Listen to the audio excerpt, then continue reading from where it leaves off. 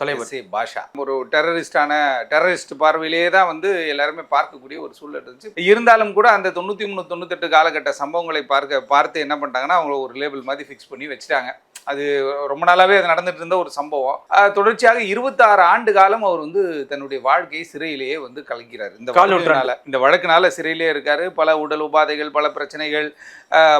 உங்களுக்கு தெரியும், ஒரு டெரரிஸ்ட் அப்படின்ற மாதிரி ஒரு வழக்கில் வந்து கைது செய்யப்பட்டு போயிடுறாங்கன்னு வச்சுக்கோங்களேன். அவங்களுடைய என்டையர் ஃபேமிலி, என்டையர் லைஃப் எல்லாமே போயிடும். எல்லாருமே வந்து ஃபில்டர் பண்ணி எடுத்துருவாங்க. காஷ்மீரில் வந்து தீவிரவாதிகள் சுட்டு கொல்லப்பட்டாலும் கூட அவர்களுடைய உடல் வந்து எங்கே அவங்க குடும்பத்தினர் தான் வந்து எடுத்து போகிறாங்க. நம்ம காவல்துறையோ இல்லை வந்து இராணுவமேவோ அவங்களுக்கு ஈமச்சடங்கெல்லாம் பண்ண போகிறாங்க. அது கிடையாது. அது மாதிரி அவர் இறந்து விட்டார், அவர் நல்லவரா கெட்டவரா, இல்லை அவர் இது மாதிரியான அமைப்புகளுக்கு வந்து அமைப்புகளில் வந்து எப்படி இருந்தார்ன்றதெல்லாம் தீர்ப்பின் அடிப்படையில் கடைசி கட்டத்தில் தான் தெரியும். ஏன்னா அவர் கைதியாக அவர் வந்து வழக்கெல்லாம் பார்த்து தானே அவர் சிறையில் போடுறாங்க.